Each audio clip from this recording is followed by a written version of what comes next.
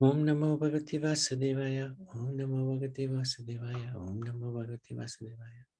So, Hare Krishna, dear devotees, thank you very much for joining. We seek the blessings of Radha Shyamsundar, Radha Madhav, Krishna Balaram, Gaunitai, Srila Prabhupada, Guru Maharaj, and the assembled Vaishnavas, so that we can share something about one of the Sapta Rishis, Pulaha Rishi. Must admit, never heard of Pulaha Rishi until we started looking at the Sapta Rishis. So, and there's not a huge amount on Pulaha Rishi, but whatever we found, we can share that. This is quite an interesting sort of murals that they've done of the Sapta Rishis in various temples. Can't remember which temple this is in. It's very interesting how they incorporate this wonderful, rich part of our tradition into the temple life. Pulaha Rishi is another of Manasaputra Prajapatis and the Sapta Rishi from the first Manvantara. That's Swayambhur Manu's Manvantara. He was born from the navel of Lord Brahma. He was burned due to a curse made by Lord Shiva, and then was born again in Vaivasvata Manvantara, this time from Agni's hair. That's interesting. Vaivasvata Manu, that's where we are now. But he's not listed as one of the Saptarishis in this Manvantara. So, and the next series I was thinking of doing was the Devatas. And Agni, being one of the Devatas, we were going to have a look at his sort of life and characteristics, duties like that. So we'll probably start on Monday, look at all the different Devatas one by one. Very, very interesting. I've been trying to do a little bit on that, and there's amazing amount of information and amazing amount we don't know about these wonderful songs. During his birth in the first Manvantara, Rishi Pulaha was married to another of Daksha's daughters, Shama. Together they had 3 sons, Kardam. So this must be Kardam Muni and Devahuti, husband-wife, who was the father and mother of Kapildev, one of the incarnations of Lord Vishnu. Kanaka Pitha and Urva Rivat, and a daughter named Pivari. There are numerous other mentions of his wives, although it is not known which were co-wives and which were wives during other births. So this is one of the things about the Vedic tradition. Sometimes because some of the sages come and then they go and come again, sometimes it's not quite clear as to which particular incarnation of the sage married who, or who had whose kids. Sort of gets muddled up a bit. According to Bhagavad Puran, Pulaha Rishi was also married to Gati, a daughter of Kardam and Devahuti. The two had 3 sons, Karmasheshta, Variya Amshu, and Sahishnu. Gati, his name, is sometimes stated as Trinity, and their children's names are Kardam, Arya, Vira, Sahisu. In either case, this Kardam is not the same as Kardam Rishi, who was manifested from Brahma's shadow. Okay. So this Kardam Muni is different. This Kardam Muni is not the one I mentioned, Devahuti and Kapildev, because that Kardam Muni is actually come from the Manasa, is one of the Manasaputras of Brahma, Kardam Muni. And he's also one of the Saptarishis. There are several other Pulaha Rishi's wives, Sandhya, Mugi, Muga, Manda, Haribhadra, Iravati, Kapisha, Danshtra, Risha, Triya, Shweta, Sarama, Surasa. One of his ashrams was at Haridwar. Pulaha is named amongst the principal Saptarishis, or those most often listed from the first Manvantara. So that's Brigu, Angira, Marichi, Atri, Vashishta, Pulatsya, Pulaha, and Kratu. The last three of these rishis are said to have not produced true Brahman stock. So these three here, Pulatsya, Pulaha, and Kratu. Kratu gave birth to pygmy sons.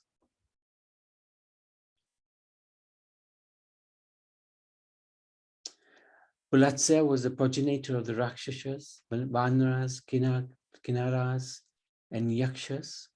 Pulaha was the progenitor of the Kimpurushas, the Pisachas, goblins, tigers, and other animals.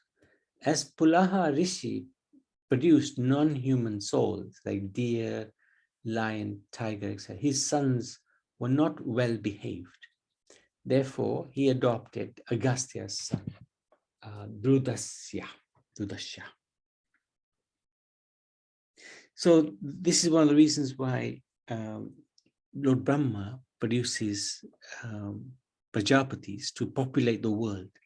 So it's very unusual when we hear that, like the wild beasts came from a particular rishi. So we don't know the exact process of how that's done, but that's what is stated in the scriptures. Lord Balaram once visited Pulaha Rishi's ashram, as stated in the Srimad Bhagavatam 10:79-10. So this is when Lord Balaram was touring the holy places during the battle of Kurukshetra, the Mahabharata. He didn't want to fight in the Mahabharata. Because of course, if he fought in the Mahabharata, nobody would be standing on the other side. So him and Krishna did not fight in the Mahabharata. But Krishna took part in the battle by becoming the chariot driver of Arjuna, whereas Balaram didn't want to take part. He knew if he took part, he would be at loggerheads with Krishna a lot, more than usual. And he didn't want to have such a role. Krishna likes it when he has this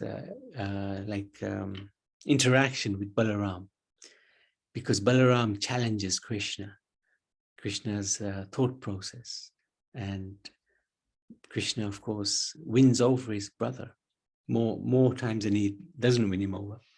And that particular relationship gives Krishna a lot of satisfaction. One example is when Balaram wanted Subhadra to be married to Duryodhana. But Krishna and Vasudeva, everybody was opposed to that, because everybody knew the characteristics of Duryodhana. So it was a challenge for Krishna, and he took the challenge. He loved that challenge. He got Arjuna to kidnap Subhadra. And then Balaram was absolutely furious. He wanted to kill Arjuna. And at that time, Krishna used his immense talent, of course, his Supreme Personality got it, to convince Balaram, who is his first incarnation, that this is a very good thing that Arjuna has kidnapped Subhadra. Why are you so upset? And he should not marry Duryodhana. We all know his character.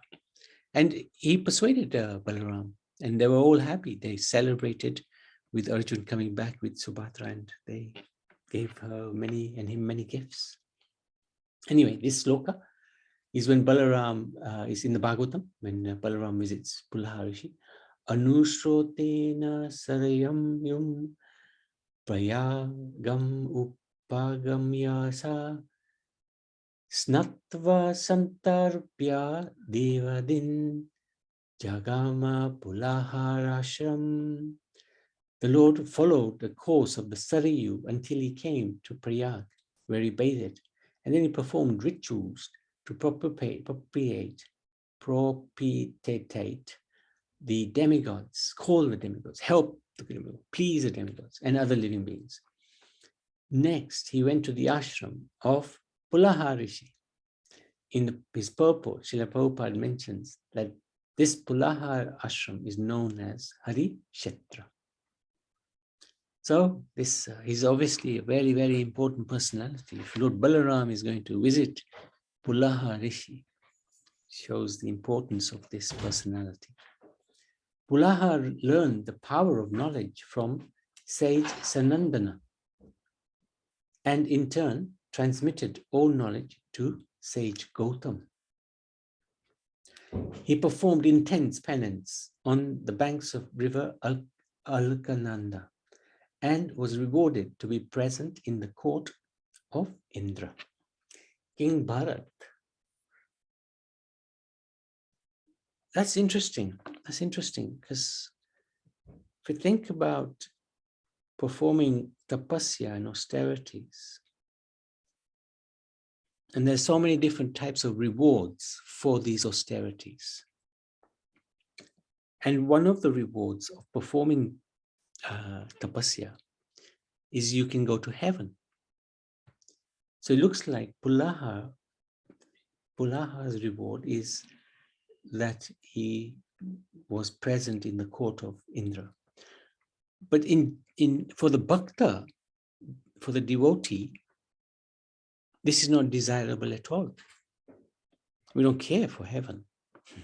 Not that we insult it, but it's not the area we want to go to at all. Because heaven may be fun for a little while, but it's only a little while. We want to go to that place where we don't return. That is the spiritual world. So penances can be performed and different rewards can be offered according to the mood of the person performing the penances. So generally the bhaktas, the devotees would do penance to please Sri Krishna and leave this world, which is beyond heaven. King Bharat renounced all his kingdom and sought refuge in the hermitage of Pulaha. So this is a very interesting pastime where the son of Rishabdev is one of the incarnations of Lord Vishnu. And he had 100 sons, of whom the eldest was Maharaj Bharat. And although Maharaj Bharat was the ruler of the whole world, he gave it up. He gave up all of the opulence, the wealth, the prestige, the power, and he became a hermit. And he went to this hermitage of Pulaha. So very interesting, very, very interesting. Now, and that pastime, just to give a very brief summary of what happened, because this pastime demonstrates reincarnation, and it also demonstrates the power of bhakti. So as Bharat Maharaj, he was very advanced in his God consciousness. He reached the platform of bhava. Bhava is like having great attachment for the Lord. But one time he saw a deer, a mother deer, in a lake who was in trouble. And the mother deer had a baby deer. So she gave birth to. And the mother deer died. So Bharat Maharaj, he rescued the baby deer. And he started looking after the baby deer to the extent that he forgot his bhakti. He forgot his bhajan. He would only be worried, even when he was doing his bhajan, he would be worried about the deer. Where is the baby deer? Who hope she's nearby, hope she's protected, not being eaten by the lion. In this way, his focus changed from bhakti to caring for the deer. And when he died, his final thoughts were he was worried about the deer. So in his next life, he became a deer. But because he had become so close to, in his devotional life, to becoming close to attaining Prema Bhakti, the highest platform, the Lord allowed him to remember his previous life in the body of a deer. So as the deer, he realized, oh my goodness, I made a terrible mistake. I became attached to a deer. So then he went, as a deer, he went to the sage's ashram, and he would just hover around there. He would just spend some time with the air, and he would eat their prasad. Then when he died as a deer, he came back as Jad Bharat. And in that life, he remembered his two past lives, as a deer and as Maharaj Bharat. And he resolved, this time, I'm not making any mistakes. I'm going to completely be focused on the Supreme. He acted dumb and deaf. Everybody thought he's a crazy fellow, but yet he was the greatest devotee of the time. And he attained love of God as Jad Bharat.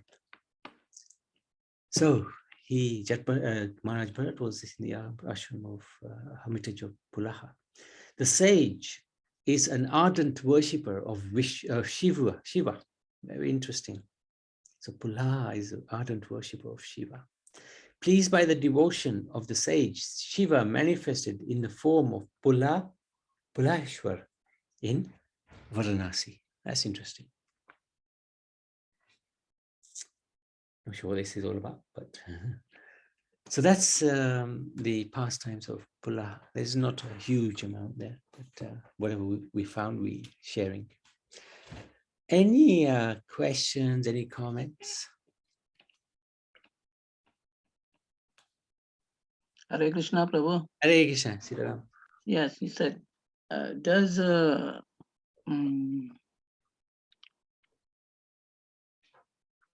I said Kadam Muni, you said, who goes back to Godhead? No. Kadam Muni? Yeah.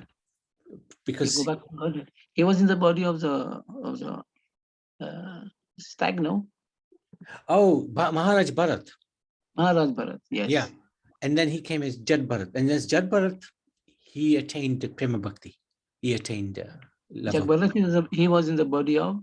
The Brahman, he was acting dumb and deaf.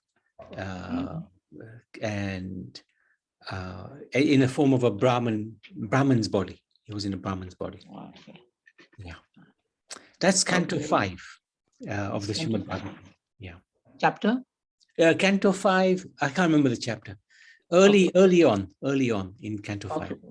Okay, yeah. Hare Krishna. Hare Krishna. Thank you, Sitaram. Anybody else? Anything else? Okay. Pulaha Muni ki jai. So tomorrow is the last one, Pulatsya. I'm sure there's many other Sapta Rishis, but this was all that Sapta Rishis I could find. So in total, we will have done 15 of them. So yes, Prabhavin? Yeah, Hare Krishna, Prabhuji. It's the same thing happened this time. I was listening. You said he was born from Agni hair. You remember? Yes. Other one was the same thing before 2-3 days ago. They were born from the mouth hair. Brahma. Yes, yeah. And this time, Agni. I was thinking. Oh, sorry. I muted you by accident. Sorry. Yeah. Yeah. And this time you said he was born from Agni hair. And I was thinking, oh my God, these all Rishis are born from particular part of the bodies. Thank you. Yeah, it's very unusual, I have to say. First time I've come across anybody taking birth from Agni. So that's interesting. Agni's hair. Thank you. Hare Krishna. Thank you so much. Hare Krishna. Pulaha Muni ki jai, Sapta Rishis ki jai.